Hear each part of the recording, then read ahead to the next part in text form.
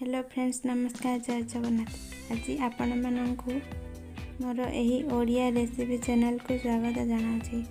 आज आसतु आम बनवा बंधाकोबी आलू तरकारी, जार स्वादिष्ट छतु तरकारी परी लगे। एमती स्वादिष्ट तरकारी आगरू केबे बोधे खाई नथिबे। जदि मोर यही रेसिपी वीडियोटी आपण मानक भल लगे, वीडियोटी को लाइक करी कमेंट बॉक्स में कमेंट करी जणाइबे रेसिपीटी किपरि लागुछि एवं तासह चैनलटी को सब्सक्राइब करी सांगसाथी मानक बहु मात्रा शेयर करेंगे। एबे आसंतु रेसिपीटी आरंभ करवा। रेसिपी पाई गोटे मीडियम साइज बंधाकोबी, दुईटी मीडियम साइज आलू, गोटे किंबा दुईटी कंचा लंका, गोटे टमाटो, दुईटी मीडियम साइज पियाज, तरकारी पाई किछि मसला। रेसिपी पाई दुईटी आलू को भल भाव धोई ताकू तार ऊपर चोपा को बाहर करदेबा। एबे भल भाव चोपा बाहर कर जाइछि से ताकू नड़िया कोरा रे भल भाव छोट छोट करी कोरी दे परबा। आपण चाहिबे जंदी ताकू छुरी सहायता छोट छोट पीस करी मध्य काटी पारिबे। एबे गोटे बंधाकोबी को मध्य सेपरी नड़िया कोरा रे भल भाव छोट छोट करी कोरी देबा। एबे दुईटी छोट साइज पियाज को मध्य सही नड़िया कोरा रे कोरी देबा। आपण चाहिबे जदी काटी मध्य पारिबे ताकू। एबे गोटे मीडियम साइज टमाटो को नेबा, ताकू मध्य सेपरी छोट छोट करी सेतिरे नड़िया कोरी देबा। ताकू भी आपण स्किप करी छुरी रे छोट छोट पीस करी काटी पारिबे। गोटे किंबा दुईटी मीडियम साइज टमाटो। एबे गैस को मीडियम फ्लेम रे रखी ता ऊपर कढ़ाई बसाई कढ़ाई को किछि समय गरम हेबा पई छाड़ी देबे। कढ़ाई गरम हो सारिबा परे सेतिरे 2 ରୁ 3 चम्मच रिफाइन तेल नेबा। तेल भल भाव गरम हो जाइछि। एबे सेतिरे किछि सोरिष पकाई देबा। सोरिष सह कंचा लंका मध्य आपण पकाई पारिबे। सोरिष भल भाव फुटी सारिबा परे सेतिरे काटी रखिथिबा पियाज को पकाई देबे।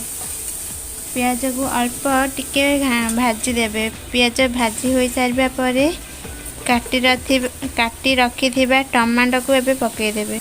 टमाटो एवं पियाज को भल भाव मिक्स करी ताको घांटी देबे। एबे सेथिरे हाफ चम्मच हळदी, हाफ चम्मच मसाला गुंड एवं सेथिरे किछि लंका पाउडर पकाई देबे। आपण चाहिबे जदी ताको स्किप मध्य करि पारिबे। एबे ताको भल भाव घांटी देबे। मसाला कसी हेबा परे एबे काटी रखिथिबा आलू एवं बंधाकोबी को सेथिरे पकाई देबे। पकाई ताको भल भाव घांटी देबे।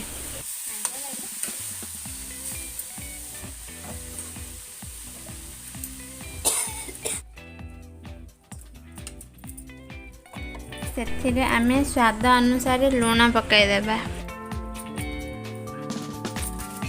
लूण पकाई घांटी सारिबा परे सेथिरे अल्प किछि पानी देबा। आपण आपणक अनुसार पानी देई परिबे। आपण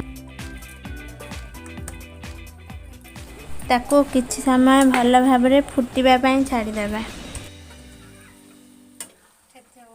भल भाबरे फुटी सारिबा परे गैस को मीडियम फ्लेम रे रखी ताको एबे आमे घोड़ाई देबा। से भल भाबरे सिझी जीव। ताको सिझिबा पई 10 ରୁ 15 मिनिट घोड़े रखी छाड़ी देबा। एबे आसंतु देखिबा से बंधाकोबी एवं आलू भल भाव सिझी जाइछि एवं पानी मध्य किछि कमी जाइछि।